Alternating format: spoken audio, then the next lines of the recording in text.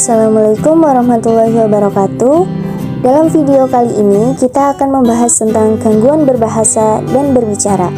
Sebelum membahas materi yang akan dibahas, sebelumnya kita memperkenalkan diri terlebih dahulu ya. Kami dari kelompok 2 dengan beranggotakan saya sendiri Zalfanida Rosyada dengan NIM 2420028 dan ada Mbak Punya Wisada dengan NIM 2420043. Selanjutnya, mari kita simak pembahasan materinya. Pengertian bahasa. Bahasa merupakan sarana untuk berkomunikasi antar manusia atau dengan diri sendiri yang berupa simbol bunyi yang dihasilkan oleh alat ucap manusia. Bahasa dianggap sebagai alat yang paling sempurna dan mampu membawakan pikiran dan perasaan, baik mengenai hal-hal yang bersifat konkret maupun abstrak. Gangguan bahasa dalam perkembangan bicara anak. Gangguan bahasa sering juga disebut sebagai gangguan perkembangan bicara dan bahasa ekspresif. Kelainan atau gangguan bahasa merupakan salah satu jenis kelainan dalam komunikasi dengan indikasi seseorang mengalami gangguan dalam proses simbolis. Kesulitan ini mengakibatkan seseorang tidak mampu untuk memberikan simbol atau lambang yang diterima dan sebaliknya tidak mampu mengubah konsep pengertian menjadi simbol-simbol yang dapat dimengerti oleh orang lain. Jika seseorang tidak dapat berkomunikasi dengan sesamanya secara sempurna, mereka dapat dikatakan mengalami gangguan atau kelainan bahasa. Gangguan bahasa dapat terjadi jika komunikasi seseorang menyimpang jauh dari bahasa yang digunakan oleh anak normal. Keterlambatan dan gangguan dalam perkembangan bicara anak. Tingkat perkembangan bicara seorang anak berada di bawah tingkat kualitas perkembangan bicara umumnya yang dapat diketahui dari ketepatan penggunaan kosakata atau bahasa anak tersebut saat bersama teman sebayanya, bercakap-cakap atau berbicara. Keterlambatan berbicara tidak hanya mempengaruhi penyesuaian akademis dan pribadi anak, pengaruh yang paling serius adalah terhadap kemampuan membaca pada awal anak masuk sekolah. Kemudian ada banyak penyebab keterlambatan bicara pada anak. Penyebab umumnya adalah yang pertama, rendahnya tingkat kecerdasan anak. Rendahnya tingkat kecerdasan yang membuat anak tidak mungkin belajar berbicara sama baiknya seperti teman-teman sebayanya yang kecerdasannya normal atau tinggi. Yang kedua, kurang motivasi. Karena anak mengetahui bahwa mereka dapat berkomunikasi secara memadai dari dorongan orang tua atau orang dewasa. Apabila anak tidak diberikan rangsangan atau stimulasi, didorong untuk berceloteh, hal ini akan menghambat penggunaan di dalam berbahasa atau kosakata yang baik dan benar. Yang ketiga, ada faktor medis. Faktor medis yang paling banyak berperan dalam kesulitan belajar bahasa adalah tidak atau kurang berfungsinya sistem syaraf pusat yang disebabkan oleh adanya cedera atau memar. Dalam kaitan ini dikenal afasia. Afasia yaitu hilangnya kemampuan bicara karena gangguan pada syaraf pusat. Cedera atau memar pada otak dapat terjadi karena berbagai kejadian seperti trauma ketika ibu sedang mengandung, penggunaan obat berlebihan, kelahiran muda atau prematur, benturan fisik, stroke, dan keracunan. Yang terakhir, ada penyebab kondisi fisiologis.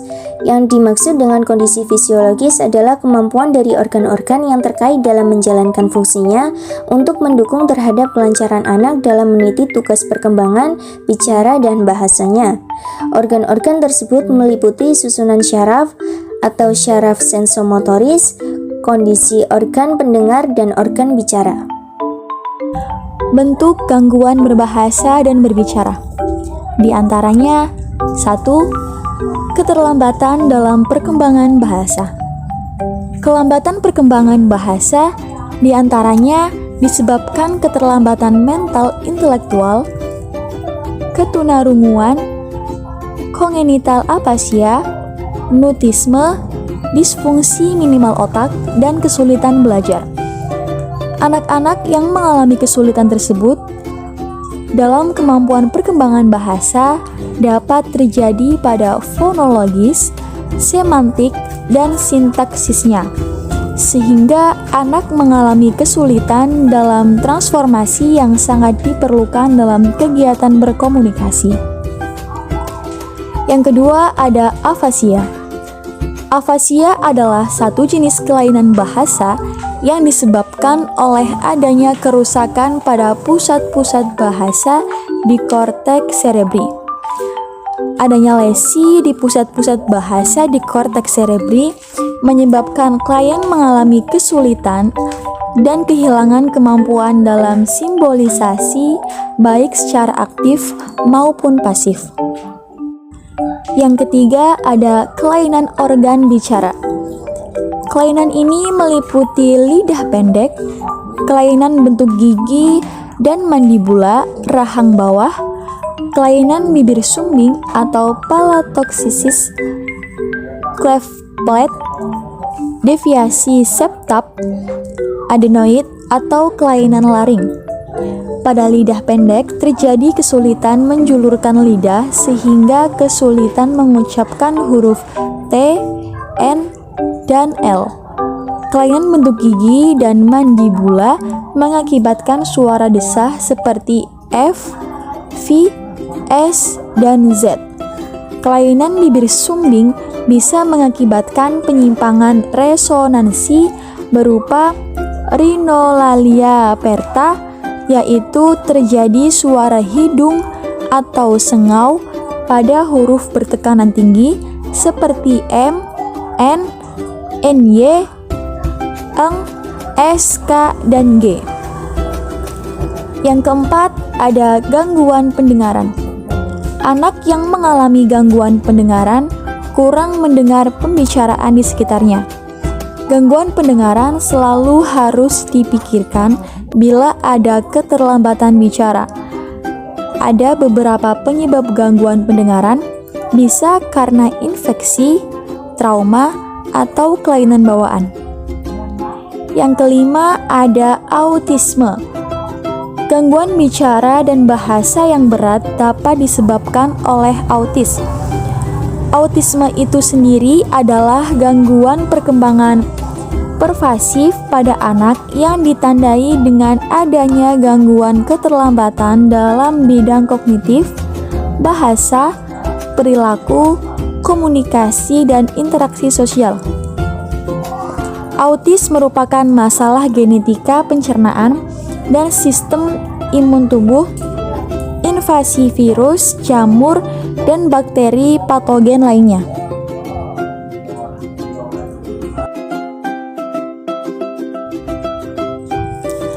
Penanganan dalam gangguan berbahasa dan berbicara antara lain ada terapi bicara. Terapi bicara biasanya menggunakan audio atau video dan cermin. Tetapi bicara anak-anak biasanya menggunakan pendekatan bermain, boneka, bermain peran, memasangkan gambar atau kartu. Terapi bicara orang dewasa biasanya menggunakan metode langsung, yaitu melalui latihan dan praktek. Selanjutnya ada terapi oral motorik. Terapi ini menggunakan latihan yang tidak melibatkan proses bicara seperti minum melalui sedotan, meniup balon, atau meniup trompet. Latihan ini bertujuan untuk melatih dan memperkuat otot yang digunakan untuk berbicara. Yang ketiga ada terapi intonasi melodi. Terapi intonasi melodi dapat diterapkan pada penderita stroke yang mengalami gangguan berbahasa.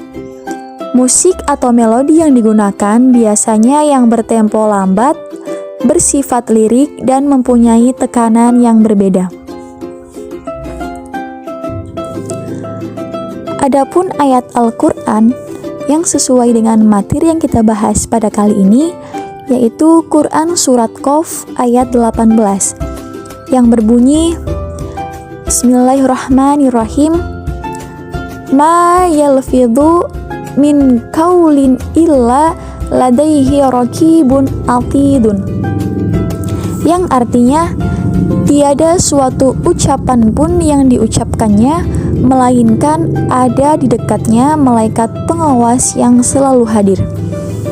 Berdasarkan kepada ayat di atas, Al-Quran mengemukakan prinsip bertanggung jawab menjaga lidah sebagai asas kesatuan bahasa.